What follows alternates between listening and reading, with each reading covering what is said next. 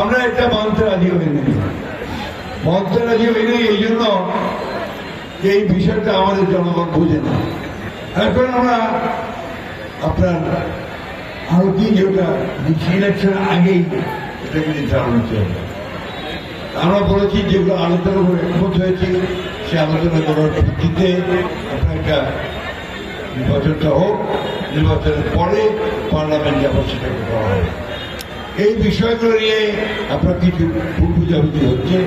আমরা বিশ্বাস করি, আমরা সরকারকে বলেছি সরকার যেন উদ্যোগী হয়ে সমস্ত বিষয়গুলোর সমাধান করে এই আগামী 26 সালের ফেব্রুয়ারি মাসে নির্বাচনটা দেয়।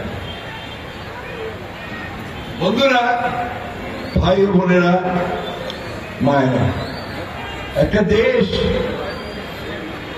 তখনই উন্নয়নে যেতে পারে যখন তার জনগণ ঐক্যবদ্ধ হয়। জনগণ চায় যে আমি উন্নতি করব, জনগণ না চাইলে একটা সারাক্ষণ দ্বন্দ্ব বিবাদ ফেতনা সোসাইটি যদি থাকে, ঝগড়াঝাটিতে যদি থাকে, তাহলে কি উন্নতি হতে পারে? একটা বাড়িতেই ধরেন, বাড়িতে যদি ছেলেরা সবসময় গোলমাল করে তাহলে কি সেই বাড়িটার উন্নয়ন হয়? হবে না। ঠিক একই হবে একটা দেশেও, একটা রাষ্ট্র কিন্তু সেই উন্নয়ন হবে না যদি আপনার সমস্ত মানুষ ঐক্যবদ্ধ না হয়। আমরা যখন এই আন্দোলন হলো, গণঅভ্যুত্থান হলো, আমরা সবাই ভেবেছিলাম যে এবার মানুষ ঐক্যবদ্ধ হয়ে আমরা একখানি কাজ করতে পারবো। দুর্ভাগ্য আমাদের, আমরা সেখানে দেখলাম যে কিছু কিছু দল সেখানে বিভেদ সৃষ্টি করার চেষ্টা করছে। আমি পরিষ্কার করে বলতে চাই যে আজকে জামাত ইসলাম তারা আজকে বিভিন্ন অজুহাত তুলে দেশকে একটা অস্থিতিশীলতার দিকে নিয়ে যাওয়ার চেষ্টা করছে। আমরা এর তীব্র বিরোধিতা করছি। আমরা মনে করি যেটা এই সমস্ত বিষয় নিয়ে একটা সমস্যা তৈরি করে গণতন্ত্রকে ব্যাহত করা, নির্বাচনকে ব্যাহত করা, এটা কোনো মতেই জনগণ বরদাস্ত করবে না। করবেন নাকি আপনারা? আপনারা নির্বাচন চান নাকি? ভোট চাচ্ছেন তো? ভোট যদি চান তাহলে এই 26 আপনার 2026-এর যে ফেব্রুয়ারি মাসে আপনারা অবশ্যই ধানের শীষে ভোট দিয়ে দেশকে উন্নতির দিকে নিয়ে যাবেন। আমি বক্তব্য দীর্ঘ করব না। আমি আবার সব সময় সুযোগ পাই না দেশকে উন্নত করবার, দেশকে ভালো করবার। 15 বছর আমাদেরকে ভোটই দিতে দেয়নি, তাই না? এবার তো আমরা ভোট দিতে পারতেছি। ভোট যদি দিতে পারি তাহলে সেইভাবে ভোট দিব যাতে করে আমার দেশটার উন্নতি হয়।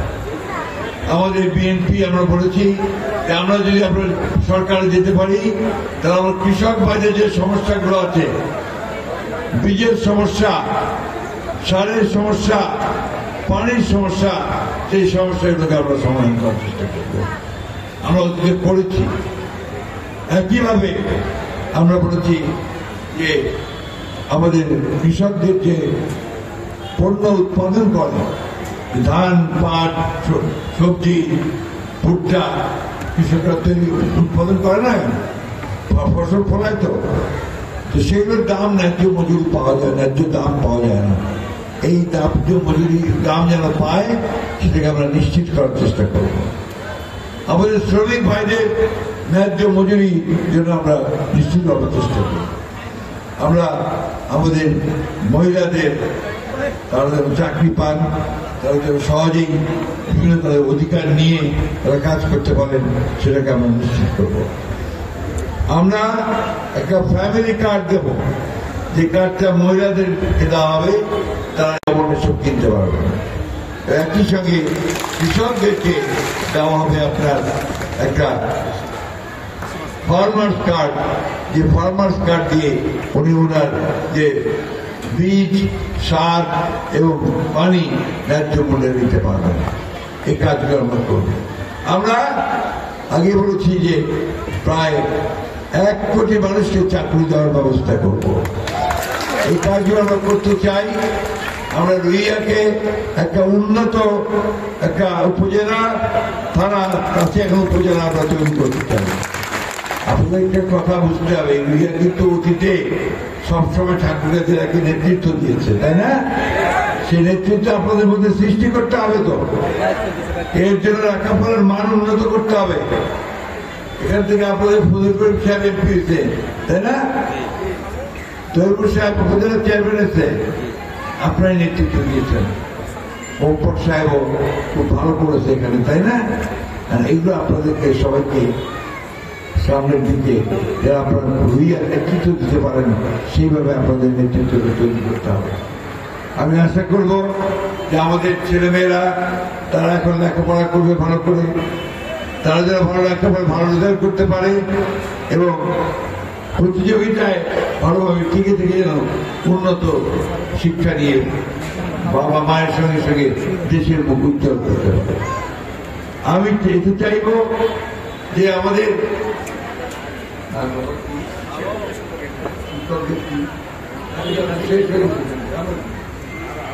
না না শিক্ষকদের দাবি দাবি পূরণ করে ফেলছে, 15% বাড়ি ভাড়া দিবে।